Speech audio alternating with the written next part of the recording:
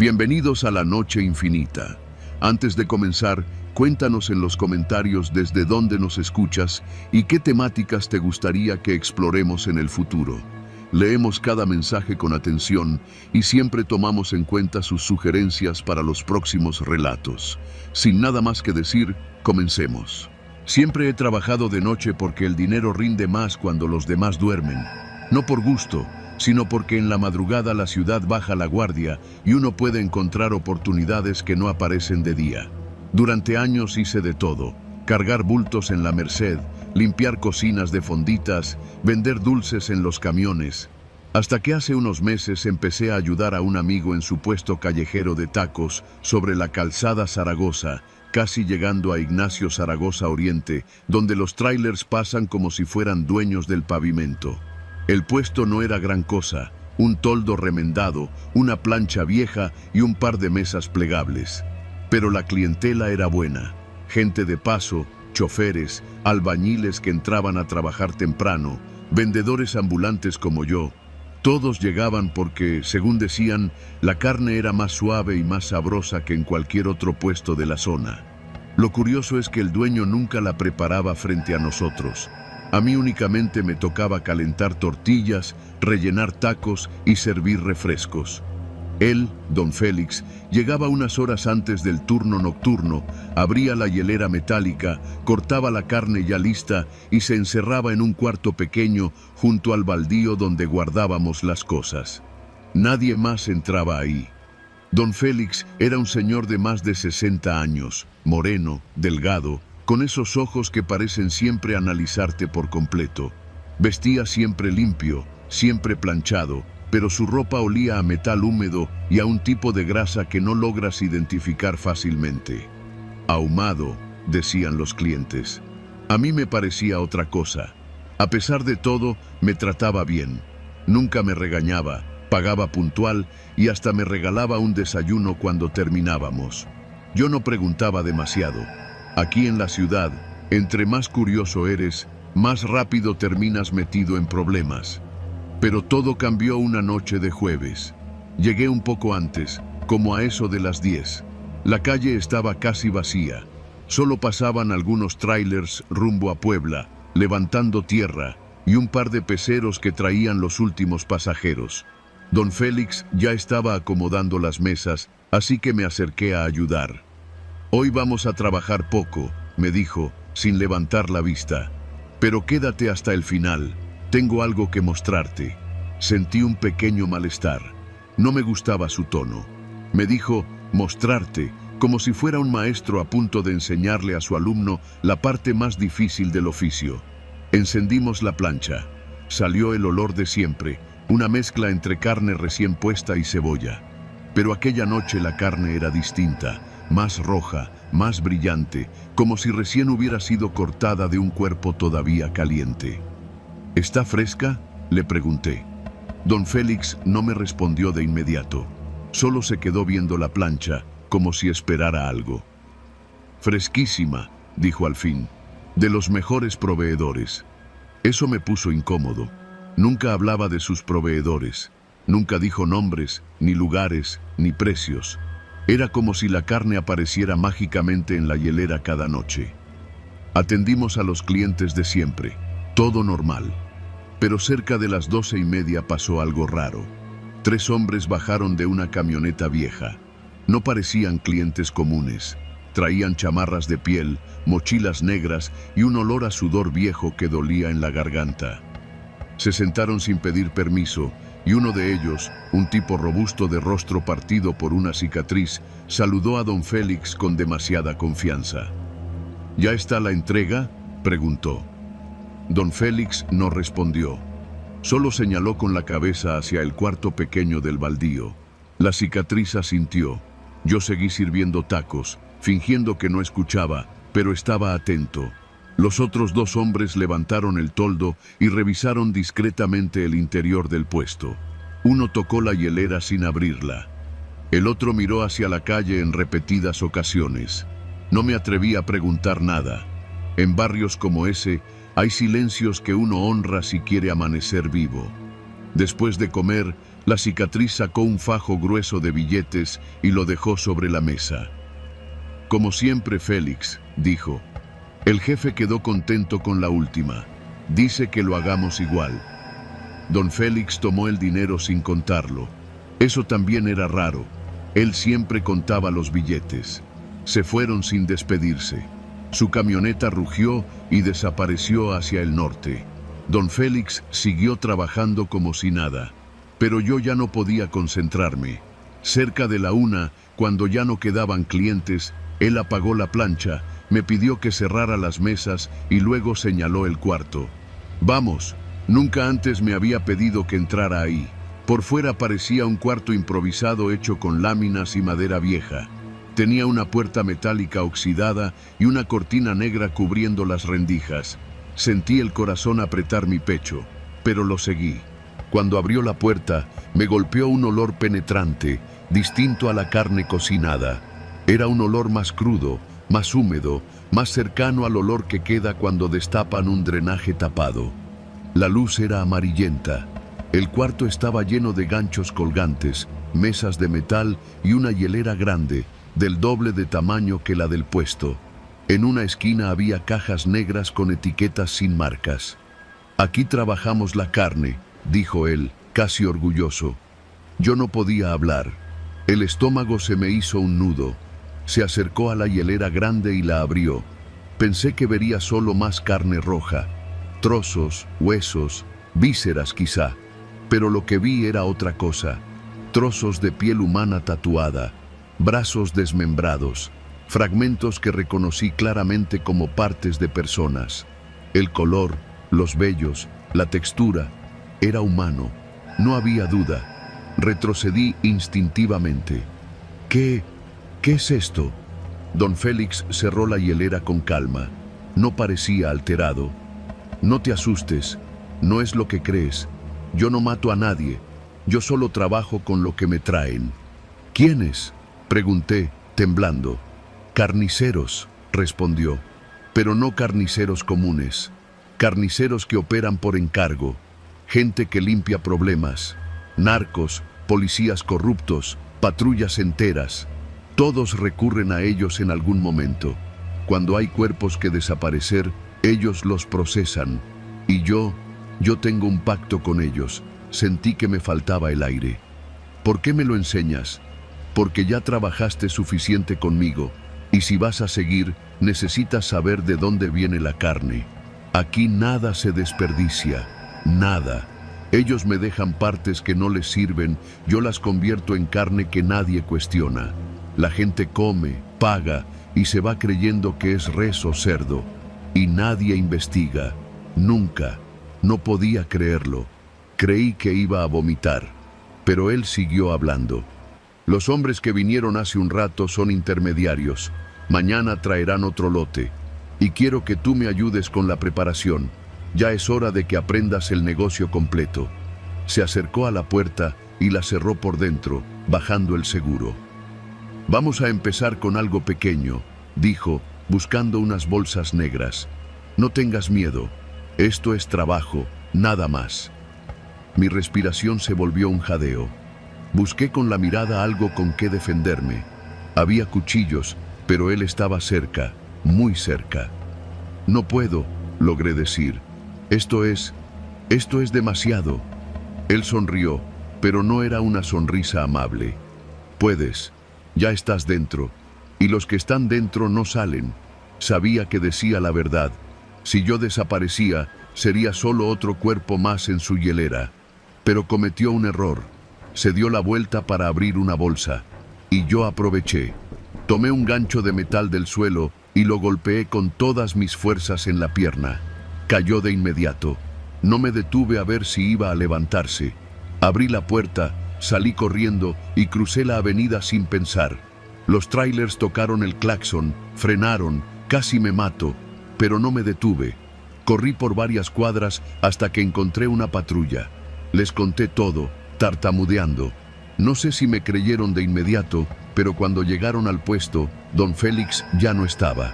El cuarto seguía abierto. La hielera también. Todo lo que había dentro había desaparecido.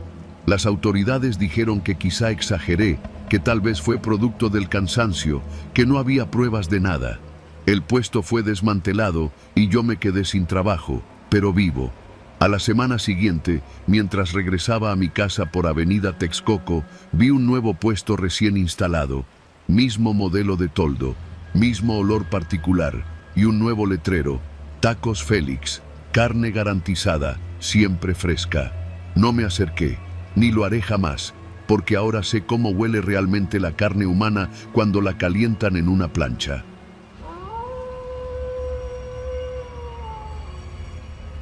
Nunca me había dado miedo comer en la calle. Al contrario, siempre he dicho que los mejores tacos están donde el puesto se ve medio improvisado, donde el trompo gira cojo y el vapor del comal se mezcla con el olor a gasolina de la avenida. Pero esa noche en Iztapalapa entendí que hay comidas que te pueden cambiar la vida, y no precisamente por sabrosas. Era un viernes de finales de octubre, una de esas noches con humedad pegada a la piel y un tráfico imposible por Ermita. Yo regresaba del trabajo ya pasadas las 10 de la noche, cansado, con esa sensación pegajosa en la ropa que solo te recuerda que todavía te falta llegar a casa. Pasé por el mercado de Santa Cruz Mellehualco, pensando que quizá podía cenar algo rápido antes de irme a dormir. Ese día no había comido bien y ya traía el estómago rugiendo. Casi todos los puestos estaban apagando sus luces, pero uno seguía abierto. Un carrito de tacos instalado junto a un taller mecánico, iluminado con una lámpara portátil amarrada con cinta. Había 2 clientes comiendo en silencio, ambos sentados en sillas plegables, medio encorvados como si les pesara la espalda. El taquero, un tipo flaco con gorra roja, movía la espátula sin voltearlos a ver. Era extraño, pero cuando uno anda hambriento, no cuestiona demasiado. Me acerqué y le pedí 5 de bistec. El tipo no dijo nada, solo asintió con la barbilla y empezó a aventar la carne en el comal. Mientras la preparaba, noté un detalle raro. En el bote metálico donde guardaba la carne cruda había trozos muy oscuros, casi amoratados, como si los hubieran congelado y descongelado demasiadas veces. Pero el olor del comal lo disfrazaba todo, y me dije que quizá era mi cansancio exagerando. Me entregó los tacos y me senté en una de las sillas. El primer bocado me supo bien, aunque tenía un sabor raro, como un amargor casi imperceptible. A los 2 o 3 minutos, mientras terminaba el tercero, sentí algo que no pude ignorar. Un peso extraño en la lengua, como si se me entumiera un poco. Lo atribuí a lo caliente de la salsa, aunque no estaba tan picante. Volví a ver a los otros 2 comensales. Ambos seguían comiendo, pero lo hacían lento, muy lento, como si sus movimientos estuvieran retrasados por segundos. Uno de ellos dejó caer la tortilla al piso sin siquiera reaccionar. Simplemente se quedó mirando al vacío, respirando fuerte. El taquero los ignoraba por completo. No sé por qué, pero un mal presentimiento me atravesó. Me levanté para irme. Apenas di el primer paso hacia la calle, sentí que mis piernas no respondían como siempre. Era como si se me aflojaran las rodillas. El corazón me empezó a latir demasiado rápido y mis manos temblaban sin que yo pudiera controlarlas. Me apoyé en el poste del taller para no caerme. ¿Todo bien, joven?, preguntó el taquero sin una pizca de preocupación. Intenté responderle, pero la boca se me secó al instante. Era como si hubiera tragado tierra. Me temblaron los labios y apenas pude articular un sí. Pero yo sabía que no estaba bien, y por la expresión del tipo, él también lo sabía. Un taxi pasó por la avenida, pero no tuve fuerzas para levantar la mano. Sentí un mareo que me nubló la vista. El taquero se acercó con una calma que me encendió todas las alarmas. Su expresión ya no era neutra, era una mirada calculadora, de esas que uno reconoce en la gente que ha hecho cosas peores de las que confiesa. Si quiere, siéntese tantito. Ahorita se le pasa, me dijo, y puso su mano en mi hombro. Su toque me dio más miedo que el mareo. Intenté apartarlo, pero mis músculos ya no reaccionaban igual. Fue ahí cuando escuché una frase que nunca voy a olvidar. No se preocupe, joven, a todos les pega diferente. Ahorita lo llevamos con el Señor. El Señor. Las palabras me hicieron reaccionar con un chispazo de lucidez. Ese "lo llevamos" sonaba a que no era el primero. Y esos clientes casi dormidos tampoco estaban ahí por antojo. Yo estaba cayendo en algo más grande, algo que no había alcanzado a reconocer. Me obligué a caminar hacia la avenida, aunque mis piernas se movían torpes, como si no fueran mías.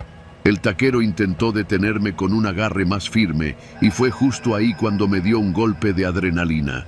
Me solté con brusquedad y empecé a caminar tambaleándome lo más lejos que pude.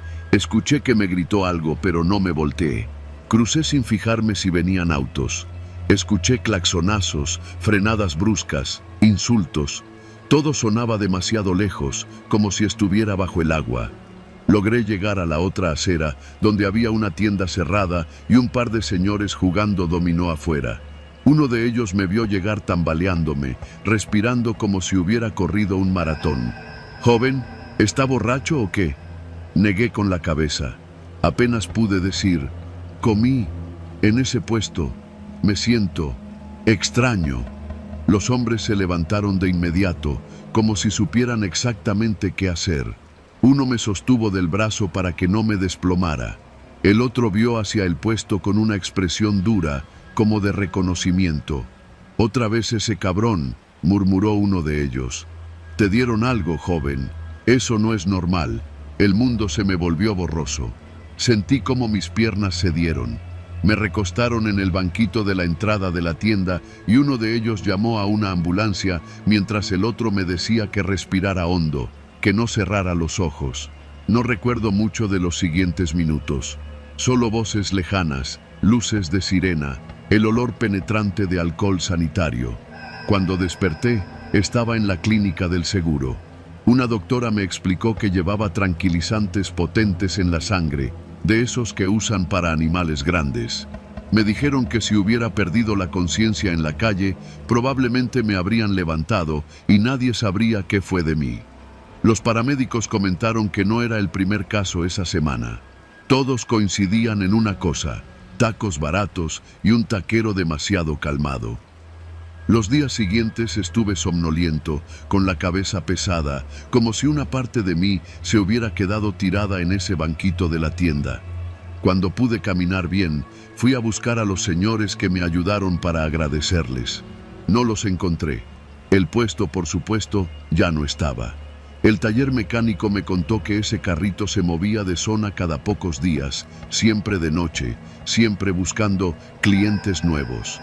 Dicen que se llevaban a la gente en una camioneta blanca, que nadie sabía qué pasaba después.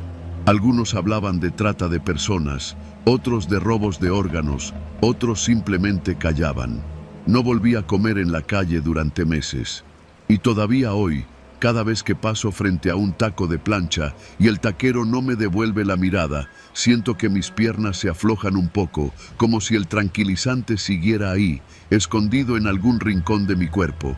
Yo sobreviví, pero no puedo dejar de pensar en los otros dos clientes de esa noche, los que estaban ahí, sentados en silencio, esperando a el Señor. Nunca supe qué fue de ellos, y quizá es mejor así, porque hay verdades que uno no debe buscar después de escapar de milagro.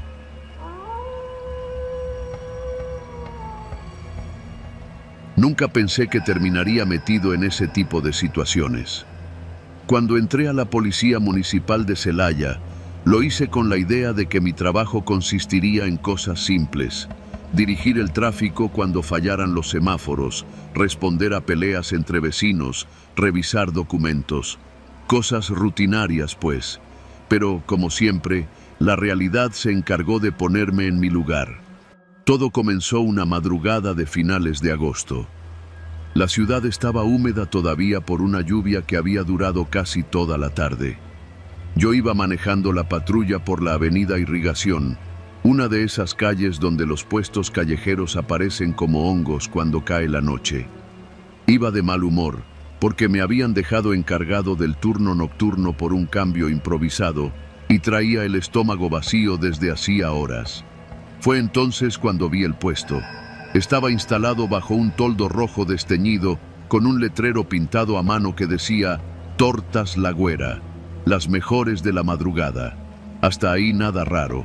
En esa zona había varios puestos, pero ese nunca lo había visto antes. Y créeme, en mis rondines yo los conocía todos. Lo que sí me brincó de inmediato fue el tamaño. No era uno de esos carritos improvisados. Tenía parrilla grande, refrigerador pequeño, plancha en acero, bancos de plástico, luz directa y hasta una hielera azul enorme. Demasiado completo para ser algo temporal. Me estacioné junto, más por curiosidad que por deber. «Buenas», dije mientras me acercaba. «¿Tiene permiso para operar aquí?» La mujer detrás del puesto, una señora de unos 40 y tantos años, me dedicó una sonrisa tranquila.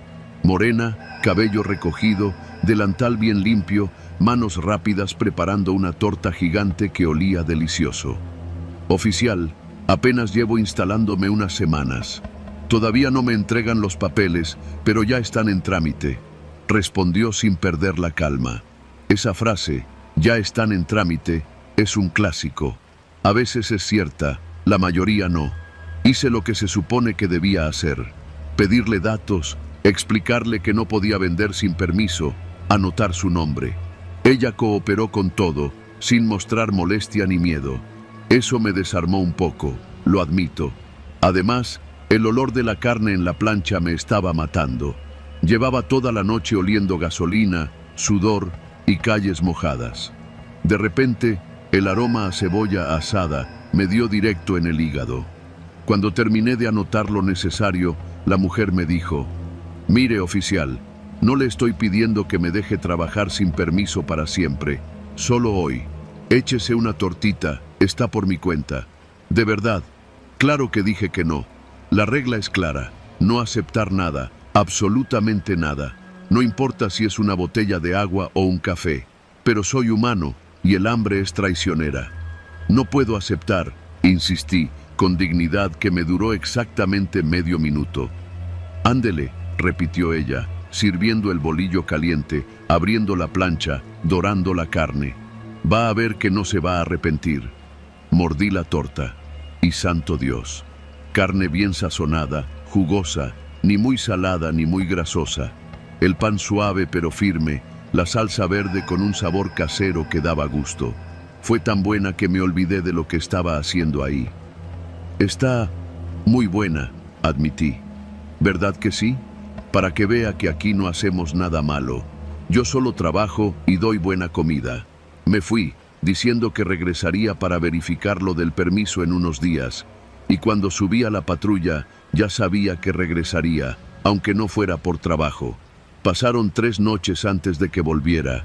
No por corrupción, como luego la gente piensa, sino por hambre real y porque, para mi desgracia, el recuerdo de esa torta me perseguía como una canción pegajosa.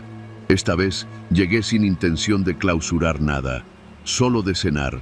Ella me vio desde lejos y rió. Sabía que iba a volver, oficial. Nomás vine a ver si ya tramitó su permiso. Mentí descaradamente. Me preparó otra torta, también gratis, y luego otra tarde, y luego otra. En menos de 2 semanas era cliente fijo. El problema fue que no era el único policía que empezaba a caer ahí. Primero fue el Cacho, un compañero que vivía comiendo en la calle. Luego el Herminio, que tenía fama de aceptar favores de negocios para no molestarlos. En poco tiempo, el puesto de la güera se volvió punto frecuente de varios oficiales del turno nocturno. Y ahí empezó todo a torcerse. Porque la güera, muy amable y todo, tenía algo raro. Primero, nunca abría temprano. Solo aparecía después de la medianoche, lloviera, tronara o temblara. Segundo, siempre traía mercancía fresca, demasiada para ser un puesto nuevo y pequeño. Tercero, nunca vi que alguien la ayudara a cargar nada. Todo lo hacía sola. Poner mesas, mover hieleras, conectar luces. Demasiado esfuerzo para una sola persona, y aún así jamás la vi cansada. Pero lo más raro, ella sabía demasiado. Una noche, antes de que yo siquiera pidiera algo, me dijo: «Hoy lo mandaron a cubrir la colonia Valle Real, ¿verdad?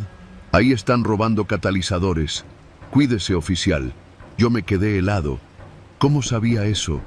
La asignación la había recibido apenas 40 minutos antes por radio interno. ¿Quién le dijo?, pregunté. «Ay, oficial, usted sabe que siempre se enteran cosas», respondió encogiéndose de hombros. Eso no era respuesta. Y así pasó con varios compañeros. Sabía quién estaba peleado con quién traía problemas en su casa, quién había tenido una discusión con el comandante, quién andaba corto de dinero. Nada sobrenatural, solo información. Demasiada información, demasiado precisa. Empecé a sentir algo incómodo, una alerta interior que me decía que algo no estaba bien. Una madrugada llegó el comandante Ábalos, un tipo cuadrado, duro, que nunca aceptaba un no por respuesta. «Voy a clausurar este puesto hoy mismo», me dijo sin rodeos. «Ya estuvo bueno de que traigan este desmadre con comida gratis. Nos está dejando mal parados». Me cuadré, pero por dentro algo me dolió. Yo también estaba consciente de lo mal que se veía que varios policías visitáramos un puesto sin permiso, comiendo sin pagar. Ábalos bajó de la patrulla y caminó hacia la güera con firmeza. «Buenas noches, se va a retirar. No tiene permiso para operar aquí», ordenó. La güera lo vio sin sorpresa. Lo único que hizo fue limpiar sus manos con el trapo y decirle: «Oficial, si me deja terminar esta torta, le preparo una especial a usted. Le va a gustar». «¿A mí?», respondió Ábalos con burla. «¿Cree que me voy a vender por una torta?». Ella no contestó, simplemente siguió cocinando. Y entonces pasó algo que todavía hoy me pone nervioso de solo recordarlo. Un hombre se acercó corriendo desde la esquina. Se veía desesperado, sudando, nervioso. «Señor comandante, allá atrás acaban de meterse a una tienda, creo que es un asalto. ¡Corran!». Ábalos volteó a verme, dio una orden rápida y ambos nos subimos a la patrulla. Cuando arrancamos, escuché detrás de mí: «No se preocupe, oficial Ábalos, aquí lo espero». Esa frase, dicha con calma absoluta, me perforó el estómago. Fuimos al reporte. Tardamos casi media hora en regresar. Y todavía no sé si lo que vimos fue coincidencia o destino. Cuando volvimos, Ábalos fue el primero en bajarse. «Voy a cerrar esto a la fuerza si es necesario», gruñó. Pero la güera ya no estaba. El puesto entero había desaparecido. No solo cerrado, desaparecido. No había rastro de mesas, hieleras, parrillas, nada. Ni siquiera huellas en el suelo mojado. Ábalos frunció el ceño. «¿Dónde diablos?». Yo sabía que no había tenido tiempo material para desmontar todo aquello tan rápido. Era imposible. Pero aún así, me quedé callado, porque no tenía ninguna explicación lógica. Esa misma noche, Ábalos se fue molesto, diciendo que al día siguiente montaría vigilancia fija para impedir que ese puesto volviera a aparecer. Spoiler, sí volvió. 3 noches después. En el mismo sitio, igual de impecable, como si nunca hubiera desaparecido. Para no hacer el cuento más largo, Ábalos fracasó. Él y varios policías más intentaron clausurarla en distintas ocasiones, pero siempre ocurría algo. Llamado urgente a otra colonia, operativo improvisado, reporte de emergencia. Al final, terminaban yendo solos, sin refuerzos, sin supervisión, y comiendo. Sí, comiendo. Todos. Eventualmente, nadie volvió a intentar cerrarla. Y la pregunta que todos me hacían, si se enteraban de la historia, era: ¿por qué ninguno denunciaba corrupción? ¿Por qué ninguno se negaba? ¿Por qué seguíamos yendo? No era brujería ni nada de esas cosas. Era mucho más simple y mucho más humana. Ella sabía lo que cada uno necesitaba. Lo sabía de verdad. A mí me daba comida cuando sabía que no había podido cenar por estar cubriendo 2 turnos seguidos. Al Cacho, que tenía problemas con su esposa, le daba consejos que siempre resultaban ciertos. Al Herminio le soltó un comentario sobre no confiar en tal amigo, y semanas después ese amigo lo traicionó en un asunto de dinero. Ábalos, que era duro como piedra, una madrugada llegó cabizbajo, y la güera le dijo: «Hoy no le cobro porque sé que no está de ánimo. No se preocupe, el problema con su hijo se va a arreglar». Nunca supe cómo lo supo, pero a partir de ese día, Ábalos fue cliente fijo. Nunca más intentó cerrar el puesto. Yo tampoco. La última vez que la vi fue hace 7 meses. Llegué como siempre, con hambre y un poco cansado. La güera me tenía ya preparada mi torta favorita. «Oficial, hoy va por mi cuenta», me dijo. «Pues gracias, pero ahora sí me va a decir cómo le hace con lo de la información», bromeé. Ella sonrió, como si esperara esa pregunta desde hacía meses. «Ustedes creen que soy especial, pero no, solo escucho. La gente dice más de lo que piensa, sus gestos, sus rutinas, los detalles. Ustedes pasan por aquí todos los días. Yo solo observo. Así sé que necesitan. No era magia, era inteligencia pura, una capacidad de observación afiladísima. Daba miedo y admiración al mismo tiempo. Me comí la torta, agradecí y me fui. Al día siguiente, desapareció. Esta vez para siempre. Nadie sabe qué pasó. Nadie vio que desmontara el puesto. Nadie la volvió a ver en mercados, tianguis o colonias cercanas. Ábalos mandó preguntar en el padrón de comerciantes.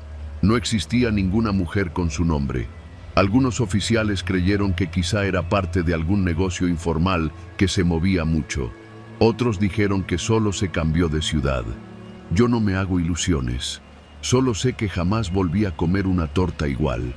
Y cada que paso por la avenida Irrigación a medianoche, instintivamente volteo a buscar el toldo rojo, aunque sé que no va a estar ahí. Pero, de vez en cuando el turno se pone pesado y siento que la vida me rebasa, juro que el aire nocturno me trae un olor leve, inconfundible, a carne dorada y cebolla asada. Como si me estuviera diciendo, aquí sigo, oficial, solo que ahora usted ya no me necesita.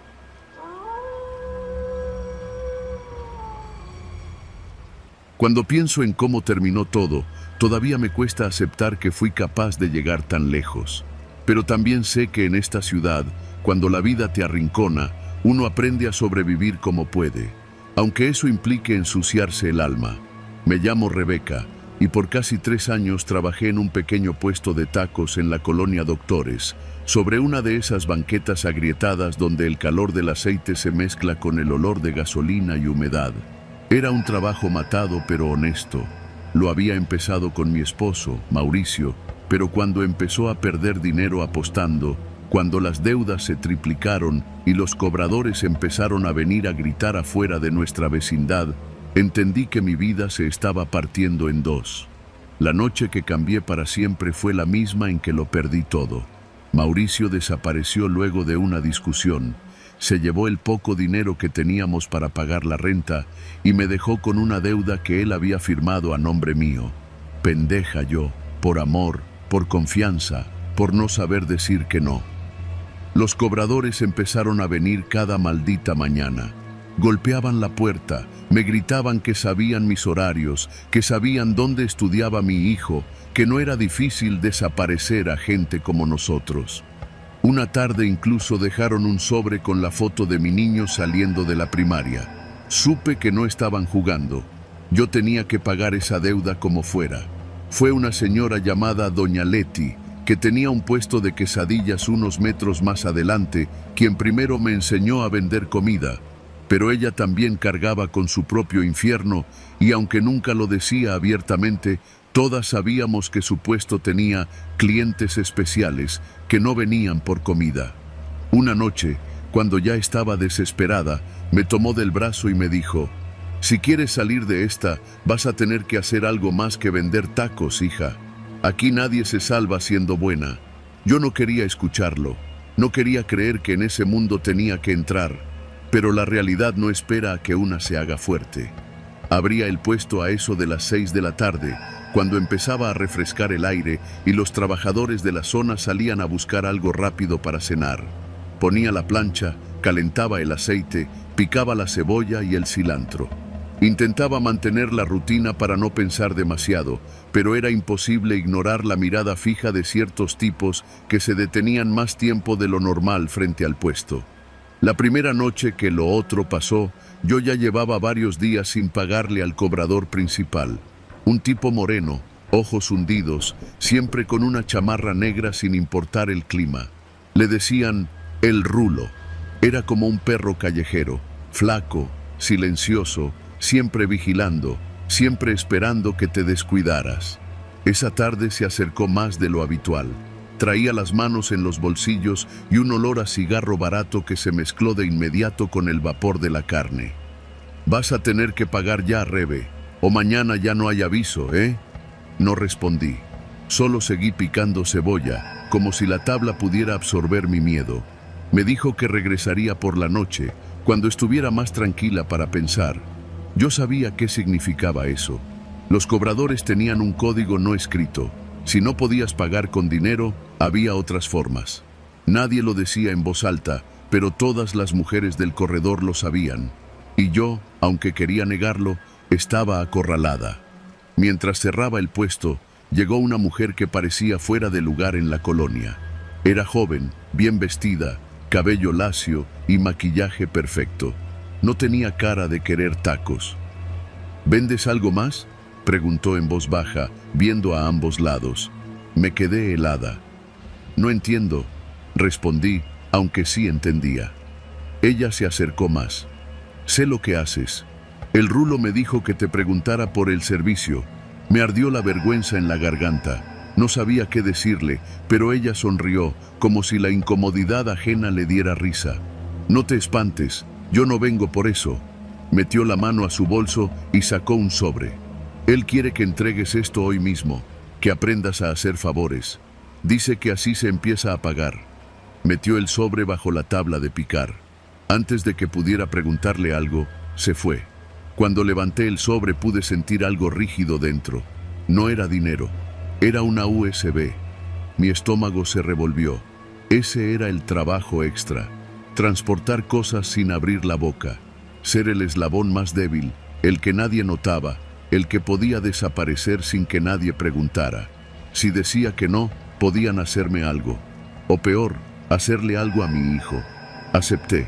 Los primeros días solo debía llevar la USB a un tipo que estaba siempre sentado en una banca del Parque Cuauhtémoc. Llegaba, pedía una quesadilla, aunque no se la comiera, y se iba cuando yo le entregaba el papel envuelto donde ocultaba la memoria. El tipo jamás hablaba. Ni un gracias, ni un gesto. Solo revisaba la envoltura y caminaba hacia Reforma como si su vida dependiera de ello. Yo me sentía sucia, asquerosa. No sabía qué llevaban esas cosas, pero no era legal.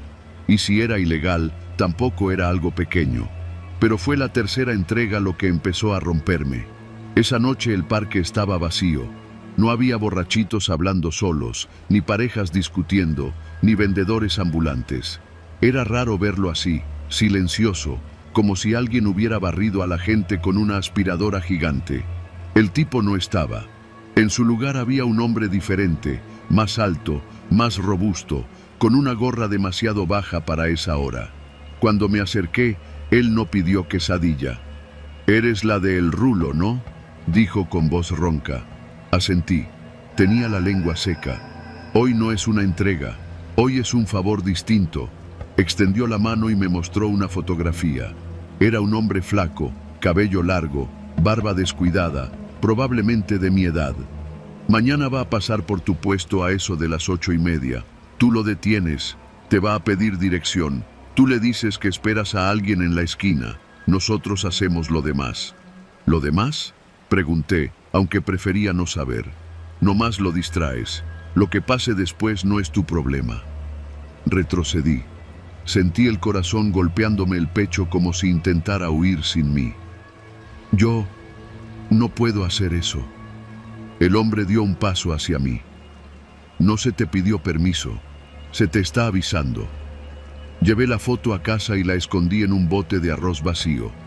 Me temblaban las manos tanto que casi tiro la cocina. Esa noche no dormí. Cada vez que cerraba los ojos, escuchaba la voz del tipo repitiendo: «No es tu problema». Pero sí era mi problema, porque si aceptaba, ya no era una víctima. Era cómplice. Llegué al puesto temprano. Instalé la plancha, puse la carne, corté limones. Me movía como un robot. La gente pedía, pagaba y se iba.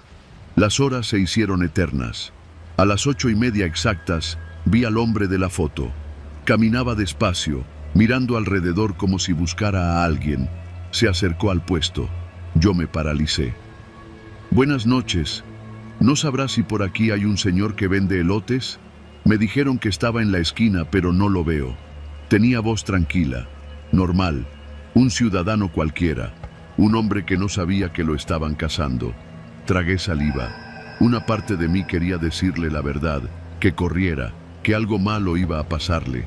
Otra parte, la más cobarde, veía la foto de mi hijo guardada en mi mandil y sabía que si abría la boca nos mataban a ambos. Me mordí los labios tanto que sentí el sabor metálico de la sangre. Sí, está... La voz se me quebró. Ahí, en la esquina. El hombre sonrió, agradeció y caminó hacia donde yo le había señalado. Un minuto después, escuché los pasos apresurados de dos tipos viniendo desde la sombra de un auto estacionado. No hubo gritos, no hubo pelea, solo un ruido opaco, como un golpe seco, y luego el arrastre de pies sobre el pavimento.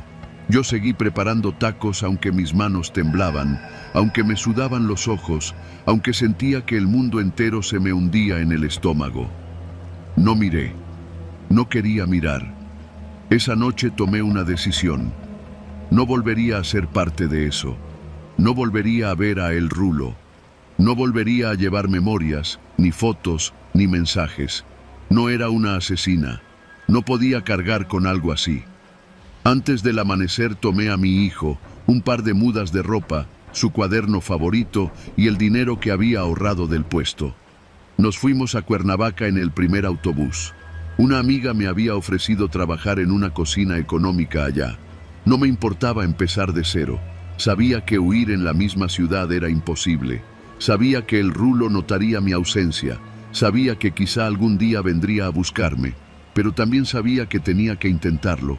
Han pasado 2 años desde esa noche. Ya no vendo tacos. Ahora preparo comida corrida, guiso arroz, limpio mesas. Mi hijo va a la secundaria y estamos tranquilos por primera vez en mucho tiempo. A veces, cuando camino rumbo al trabajo, creo ver una chamarra negra a lo lejos o un par de ojos que me reconocen. El miedo nunca se va del todo, pero estoy viva. Y mi hijo está vivo. Esa es la única deuda que pienso seguir pagando, porque la otra, la de ese mundo sucio, esa la dejé enterrada en la banqueta de la Doctores, junto al puesto de tacos y junto a la parte de mí que casi no regresa.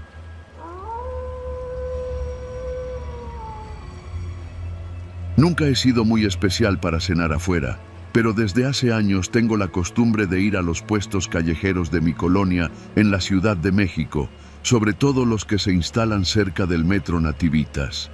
Entre semana, después del trabajo, me gusta caminar por la calzada de Tlalpan y detenerme en alguno de esos puestos donde venden quesadillas, pambazos o tacos que huelen a gloria. El humo se mezcla con el ruido del tráfico y con las voces de los vecinos que pasan, y aunque pueda sonar raro, ese caos me ayuda a relajarme. De todos esos puestos, mi favorito siempre fue el de Doña Mireya, conocido como Las Picositas. Ella era una señora de carácter fuerte, siempre con su mandil rojo manchado de salsa y su pelo recogido en un chongo que parecía nunca deshacerse. Su sazón era increíble. Las quesadillas de flor de calabaza con queso fresco todavía las recuerdo como si las tuviera enfrente. Pero lo que hacía al puesto especial no era solo ella, sino la gente que la ayudaba. Había algo extraño con los ayudantes de Doña Mireya. Nunca eran los mismos. Cada semana, sin falta, llegaba alguien distinto. Hombres jóvenes, mujeres calladas, señores de aspecto cansado, muchachas muy serias. Todos trabajaban como si ya conocieran la rutina, pero ninguno duraba más de 7 días. Al principio pensé que solo era rotación común. Después de todo, la vida en los puestos callejeros es pesada. Pero la constancia del cambio empezó a llamarme la atención, sobre todo porque ninguno de ellos hablaba mucho. No se presentaban, no platicaban con los clientes, no parecían querer hacer amistad. Simplemente atendían, trabajaban rápido y desaparecían a la semana siguiente. Nunca lo cuestioné, hasta aquella noche. Fue un jueves de finales de agosto, una de esas noches húmedas en las que el aire huele a lluvia aunque no caiga ni una gota. Había salido tarde del trabajo y como mi refri estaba vacío, decidí pasar a Las Picositas antes de irme a casa. Cuando llegué, el puesto estaba más lleno de lo normal. Algunas personas formaban una fila corta, mientras otras esperaban paradas a un lado, sosteniendo platos de plástico cargados con quesadillas recién hechas. Doña Mireya estaba atendiendo como siempre, moviéndose entre las ollas con una velocidad que no parecía ir de acuerdo con su edad. A su lado había dos ayudantes nuevos, una muchacha delgada, cabello corto, cara inexpresiva, y un hombre mayor, muy alto, con la piel curtida y los ojos hundidos. Su expresión era difícil de descifrar, como si estuviera agotado, pero al mismo tiempo alerta. Lo que me llamó la atención fue que ninguno de los dos miraba a los clientes. Atendían con la vista clavada en la comida, evitando el contacto visual. Cuando me tocó pedir, saludé a doña Mireya. «Buenas noches, ¿cómo está?» Ella, sin levantar la vista del comal, respondió. «Aquí, joven, dándole. ¿Las de siempre?» Asentí. Mientras esperaba, el señor alto colocó mi quesadilla en un plato. Sus manos eran grandes y ásperas, como si hubiera trabajado toda su vida cargando costales. La muchacha, en cambio, tenía unas manos finas, limpias, demasiado limpias para alguien que pasa horas entre aceite y masa. Ese detalle me pareció curioso. Ya me iba cuando escuché una voz baja cerca de mí. «No regreses mañana». Me quedé inmóvil. Busqué con la mirada al que había hablado, pero todos estaban ocupados. Doña Mireya seguía cocinando, los clientes comían o esperaban, y los ayudantes trabajaban sin inmutarse. Por un segundo pensé que lo había imaginado. Aún así, esa frase se me quedó clavada en la cabeza. Caminé hacia mi departamento intentando ignorar esa sensación de inquietud. «Seguro escuchaste mal», me repetí. Pero no escuché mal. Al día siguiente, viernes, pasé cerca del puesto sin la intención de comprar, solo por curiosidad, para ver si los mismos ayudantes estaban ahí. Sin embargo, el puesto no estaba. No había rastro alguno, ni las mesas, ni los banquitos, ni el tanque de gas. Nada. Solo el espacio vacío. Me extrañó porque doña Mireya jamás faltaba en viernes. Los vecinos siempre decían que ella solo descansaba los lunes. Pensé que quizás se había enfermado o algo así, pero algo dentro de mí me decía que había algo más. Caminé unos metros más y me encontré con el señor Toño, el de los elotes. Lo saludé y le pregunté si sabía por qué no habían abierto Las Picositas. El señor Toño dejó de mover el elote que tenía en la olla y me miró con un gesto raro. «¿Cuál puesto, joven?» «El de doña Mireya, el de las quesadillas». Se quedó pensativo, como si buscara en su memoria. «Aquí no se pone nadie con ese nombre». Sentí un vuelco en el estómago. «¿Cómo que no? Si yo vengo cada semana». El señor Toño negó con la cabeza. «No, joven. Aquí solo estoy yo y el de los tamales al otro lado, pero doña Mireya... No conozco a ninguna». Quise insistir, pero su expresión era tan genuina que me contuve. Me alejé confundido, tratando de acomodar las ideas. ¿Cómo que no la conocía? ¿Cómo que ese puesto no existía para él? Regresé a casa con un mal presentimiento que no podía explicar. La semana siguiente, el puesto reapareció en el mismo lugar. Sí, así como lo lees, reapareció, como si nunca se hubiera ido. Pero ahora los ayudantes eran otros. Un joven moreno, con brazos fuertes, y una mujer mayor de mirada triste. Ninguno de los dos era del grupo anterior. Me quedé observándolos unos minutos antes de acercarme. Algo en mi interior me pedía que me fuera, pero la curiosidad fue más fuerte. Doña Mireya me reconoció. ¿Va a querer lo de siempre? Ayer no estaban, dije, evitando sonar acusatorio. Ella continuó cocinando sin inmutarse. Nos fuimos temprano, respondió. Hubo un problemita. Los ayudantes no levantaron la vista, solo escuchaban, como si sus oídos estuvieran atentos a cada palabra. Sentí que algo en ese puesto estaba mal, muy mal. Mientras pagaba, la mujer mayor, la nueva ayudante, me extendió el cambio y murmuró, sin mover los labios: «Ellos no podemos irnos, tú sí». Sentí un escalofrío en el pecho. Sí, un escalofrío en el pecho, no en la espalda como cliché. Era diferente, como una presión, como si me advirtiera que estaba cruzando un límite peligroso. Me alejé del puesto sin tocar la comida, con el estómago revuelto. Los días siguientes, cada vez que pasaba por la zona, veía ayudantes distintos. Nunca repetían. Algunos parecían exhaustos, otros confundidos, otros simplemente resignados. Y todos, absolutamente todos, evitaban mirar a los clientes. Empecé a preguntar discretamente a otros vecinos si conocían a doña Mireya.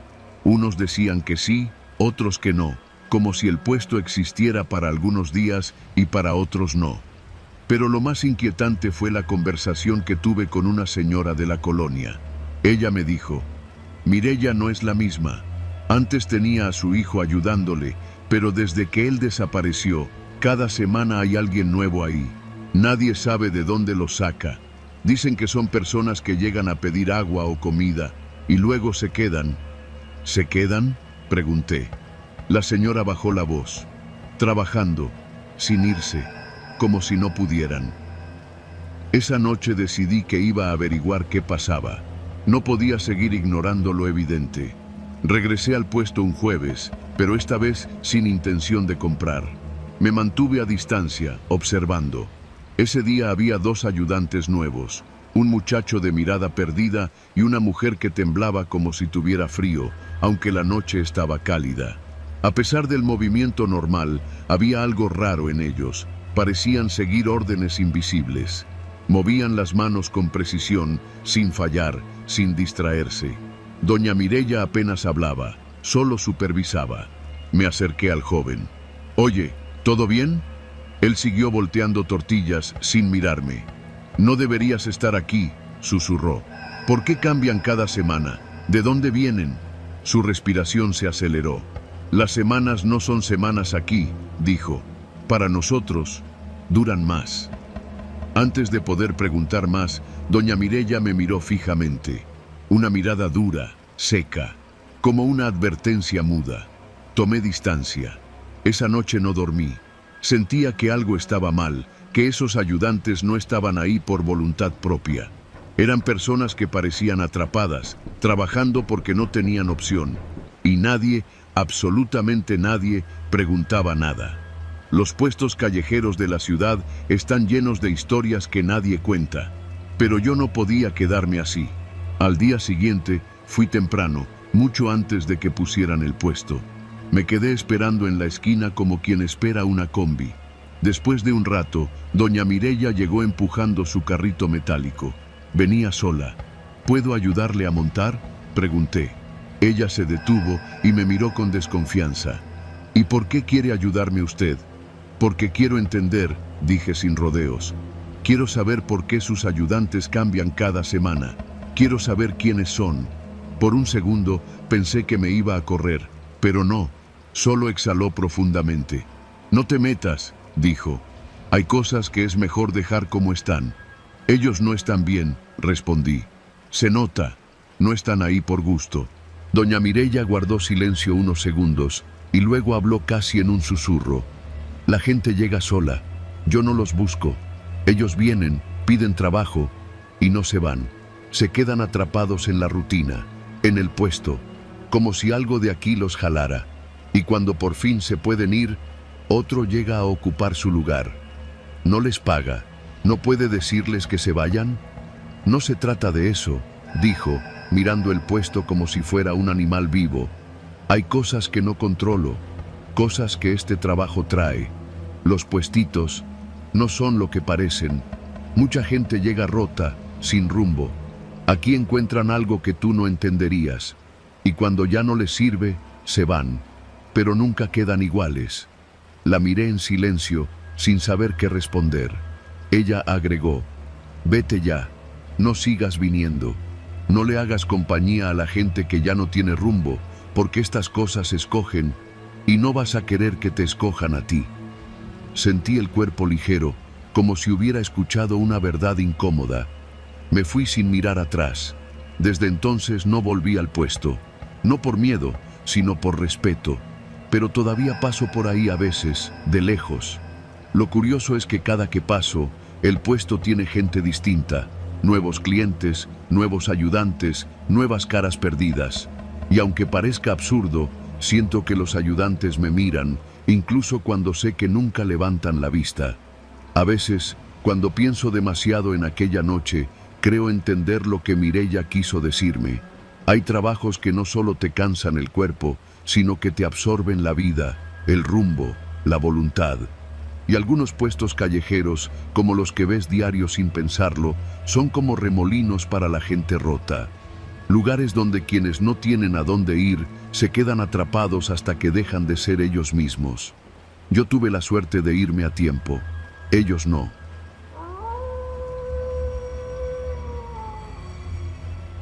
Nunca pensé que una simple antojadita nocturna sería la razón por la que todavía, años después, evito pasar por esa parte de la ciudad, aunque sea la ruta más rápida.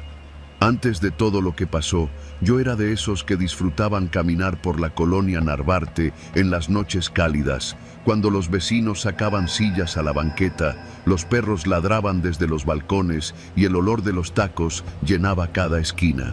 Pero lo que viví aquella vez cambió la manera en que veo los puestos callejeros y a la gente que los atiende. Todo empezó un viernes. Había salido tarde de la chamba y venía muerto de hambre. No quería cocinar nada en mi departamento, así que decidí caminar hacia la avenida donde, casi siempre, había puestos de quesadillas, pambazos, tortas y otros antojitos. Era pasada la medianoche. Lo sabía porque antes de salir había visto el reloj de pared marcando algo así como la 1:30, aunque, para ese momento, esa hora ya no importaba. Lo curioso fue que, al llegar, noté que la mayoría de los puestos estaban cerrados. Digo, era tarde, pero normalmente varios seguían abiertos. La avenida se veía extraña, demasiado silenciosa para un viernes. Seguí caminando hasta que lo vi. Un puesto solitario, muy bien iluminado, con su lona verde fosforescente donde se leía Los Combos Verdes. El nombre no tenía sentido, pero el olor que salía de la plancha me hizo acercarme sin pensarlo. Carne sonando contra el metal caliente, cebolla caramelizándose, tortillas inflándose. Todo eso me atrapó antes de que mi cerebro pudiera decirme que algo no encajaba. Detrás del fogón estaba un hombre de unos 40 y tantos, moreno, con un mandil gris lleno de manchas de aceite. Tenía barba de unos días y una mirada que no sabría describir. No era agresiva, tampoco era amable, era calculadora. Observaba todo, cada movimiento mío, como si ya supiera quién era y qué hacía ahí. «Buenas noches», me dijo. «¿Vienes por el combo?» «¿Qué combo?», pregunté. El hombre sonrió, pero no de manera normal. Más bien parecía satisfecho de que yo hubiera preguntado eso. «Aquí solo vendemos combos», respondió. «Son baratos, llenadores y especiales». Le dije que sí, que estaba muerto de hambre y que me preparara lo que tuviera más rico. El hombre soltó una risa corta. «Aquí no se paga con dinero», dijo, sin dejar de mover la espátula. «Los combos se pagan con una prenda íntima». Pensé que era una broma. Reí, esperando que él riera también. No lo hizo. «Es en serio», añadió. «Una prenda íntima, no importa cuál. Aquí la gente viene a despojarse y a comer». Quise irme en ese instante, pero había algo raro. Mi cuerpo no reaccionó. Me quedé allí, inmóvil, como si mis pies hubieran decidido esperar. Quizá era el hambre, quizá la sorpresa, quizá esa sensación de vergüenza que te da cuando piensas que alguien se está burlando de ti. Decidí actuar con seguridad, como si la situación no me hubiera afectado. «Suena curioso», dije, «pero mejor deme un taco normal, le pago lo que sea». El hombre volvió a levantar la mirada, más seria. «Aquí no se acepta dinero, solo prendas, y no me gusta repetirlo». Su voz tenía un tono seco, como si estuviera acostumbrado a que la gente obedeciera después de escucharlo. Me di cuenta de algo. No había clientes cerca, ninguno. Tampoco había autos pasando, ni vecinos sacando la basura, ni perros ladrando. Eran calles vacías, solo el puesto, solo él y yo. Me dijo que la oferta era única, que sus combos eran famosos entre quienes buscaban algo distinto, que mucha gente venía desde lejos solo para entregarle algo personal y comer algo que, según él, limpiaba por dentro. No sabía si hablar, correr o seguirle el juego. Antes de que pudiera tomar una decisión, el hombre señaló una caja negra detrás de él, una caja que parecía recién comprada. En la tapa tenía un candado oxidado y en la parte superior letras marcadas a mano. Prendas recibidas, propiedad del puesto. No tenía sentido. ¿Por qué alguien guardaría ropa interior en una caja? ¿Qué tipo de gente venía aquí? ¿Qué clase de negocio extraño era ese? Muchos ya pagaron, dijo. Tú decides. Intenté marcharme. De verdad lo intenté. Pero cuando di el primer paso hacia atrás, escuché un ruido metálico muy fuerte detrás del puesto, como si alguien hubiera golpeado un bote vacío o arrastrado algo pesado. El hombre, sin voltear, dijo: si te vas, no regreses nunca. Y a veces, los que se van pierden más que una prenda. Una amenaza, abierta y directa, pero dicha con calma. Respiré hondo. Sabía que no iba a entregar nada personal. No iba a darle nada íntimo a un desconocido con un puesto sospechoso. Tenía que largarme. Si me corría, quizá lo dejaría atrás. Pero antes de correr, decidí hacer una cosa: ver qué había dentro de la caja. No sé por qué, pero tenía que saber. Esperé a que él girara para tomar tortillas. En ese instante, me acerqué a la caja, intenté levantar la tapa, pero no pude. No estaba cerrada con candado. El problema era otro. Algo desde adentro empujaba hacia arriba. Justo cuando sentí ese movimiento, el hombre gritó: «¡No abras eso!». La tapa subió apenas unos centímetros y vi algo que me heló el cuerpo. Tela. Mucha tela. No prendas dobladas, sino bolas, como si las hubieran amarrado. Algunas tenían manchas, otras parecían recién dejadas. Lo peor fue lo que vi entre ellas: un pedazo de tela rasgada con manchas secas color café oscuro. Eso no era comida, no era colección, no era normal. El hombre se acercó rápido, muy rápido, bloqueando la caja con su mandil. «Te dije que no la abrieras», dijo con la mandíbula apretada. «¿Qué hace ahí adentro?», pregunté.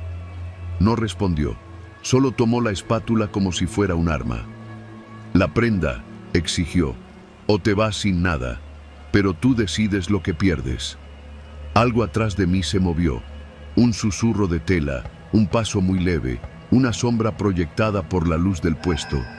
Giré un poco y distinguí dos figuras paradas al borde de la banqueta. Dos hombres, ambos sin expresión, ambos mirando fijamente al puesto, o a mí. Parecía que estaban esperando mi decisión. Mis piernas, al fin, reaccionaron. Corrí. No vi hacia atrás. No escuché si me gritaban. No supe si me siguieron. Solo corrí por varias calles hasta llegar a una avenida grande donde pasaban taxis y camiones. Esa misma noche cambié la cerradura de mi departamento. No dormí. Sentía que, en cualquier segundo, alguien tocaría mi puerta para pedirme la prenda que no entregué. Los días siguientes evité la zona. Una semana después, pasé por ahí en taxi, por curiosidad. El puesto ya no estaba. No había rastros de que hubiera existido.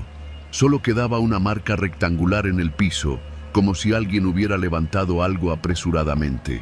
Pregunté a un señor que vende periódicos en la esquina. Me dijo que desde hace años aparece un puesto así, siempre de un color diferente, que ofrece comida a cambio de ropa íntima, y que la policía nunca logra encontrar al dueño, que los combos son famosos entre quienes buscan soltarse de algo.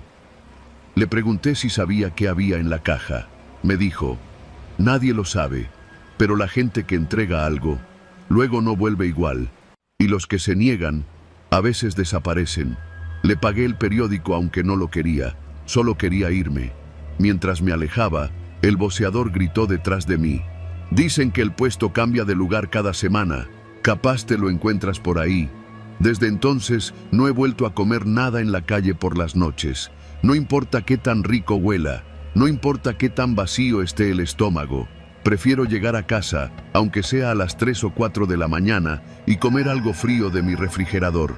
Es mejor así, porque sé que ese puesto sigue por ahí, en alguna esquina de la ciudad, esperando a que alguien se acerque, esperando otra prenda para su caja, y yo no pienso volver a arriesgarme.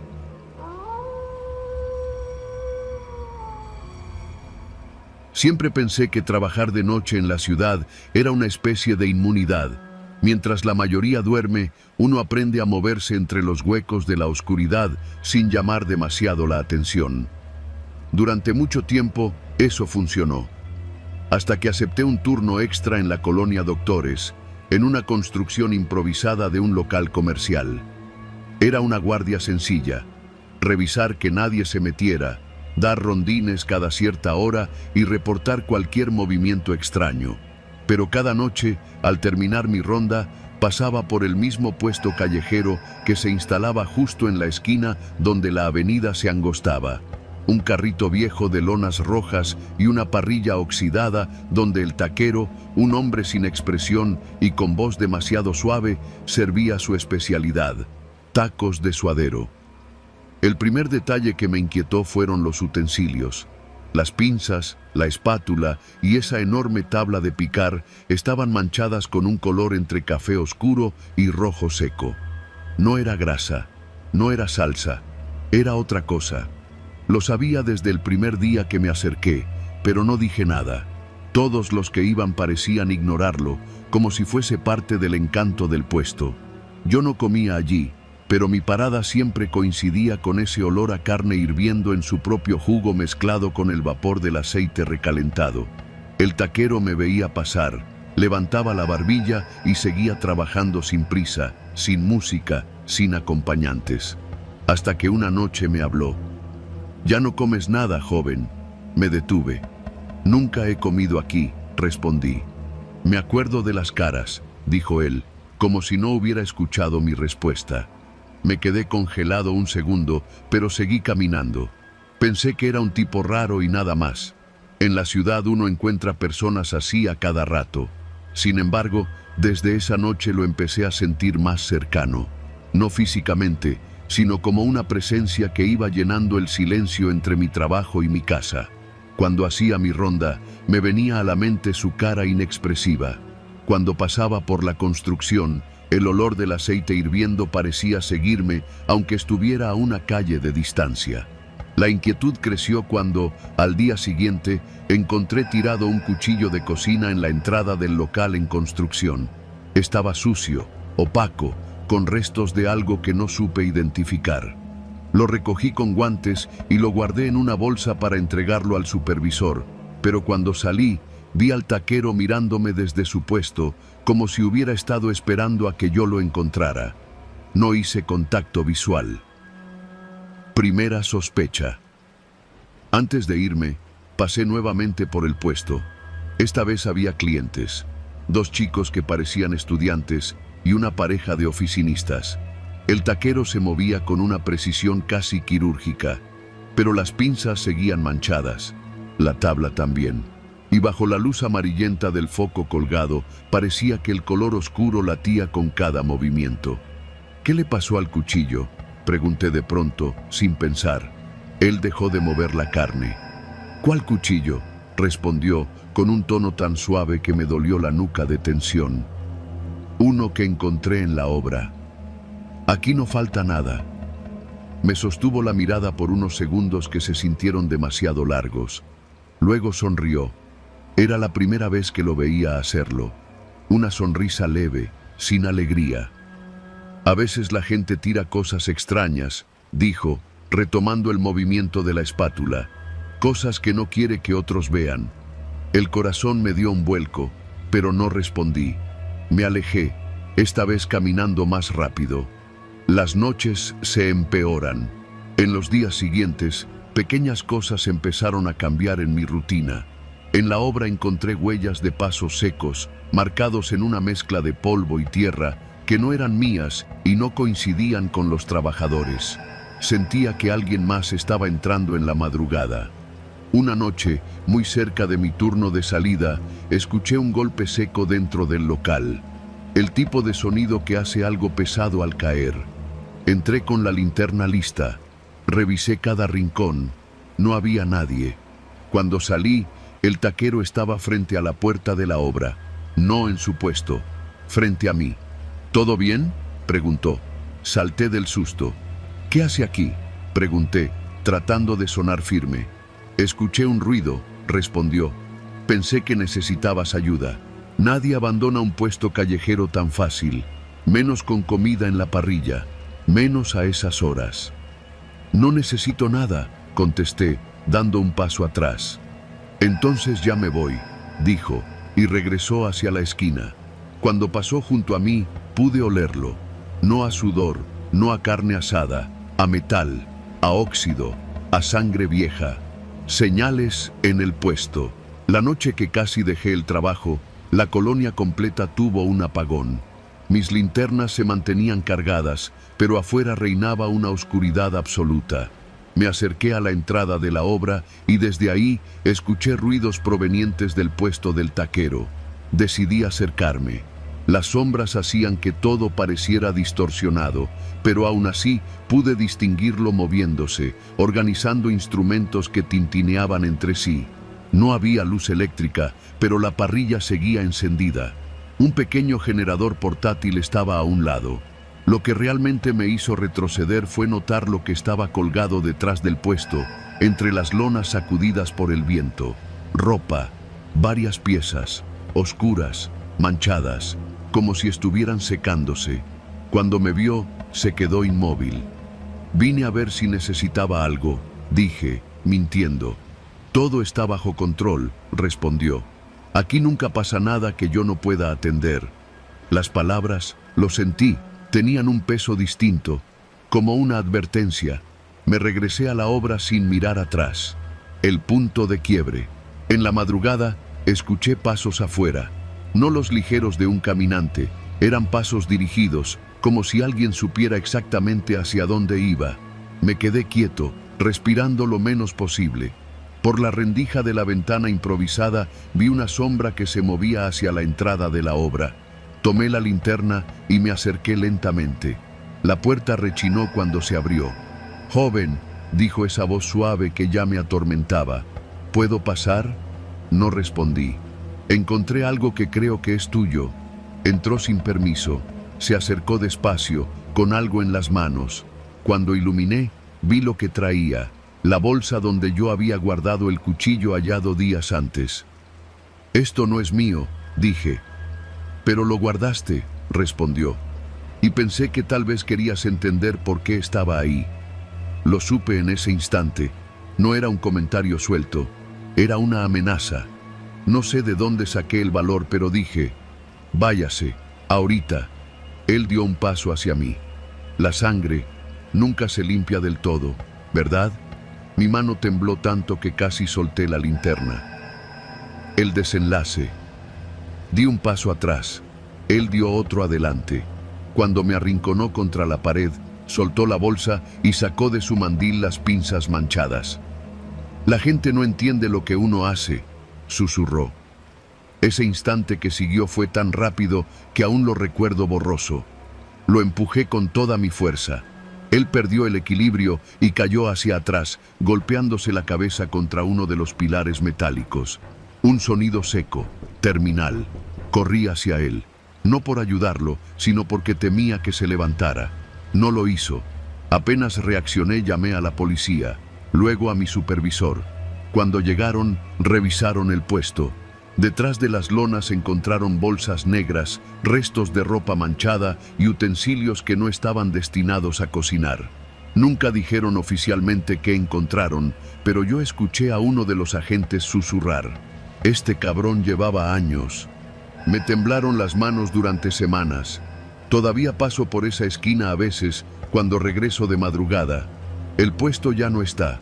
Solo queda una marca en la banqueta donde estuvo la base oxidada de la parrilla. A veces creo oler el mismo aroma metálico. A veces juro escuchar el tintineo de esas pinzas manchadas. Pero sé que es solo mi mente, porque lo que quedó claro es que el peligro no estaba en la oscuridad, ni en la colonia, ni en trabajar de noche. Estaba en la sangre seca que nunca nadie se atrevió a mirar de cerca. Y sobre todo, estaba en el hombre que sonreía cuando nadie lo veía.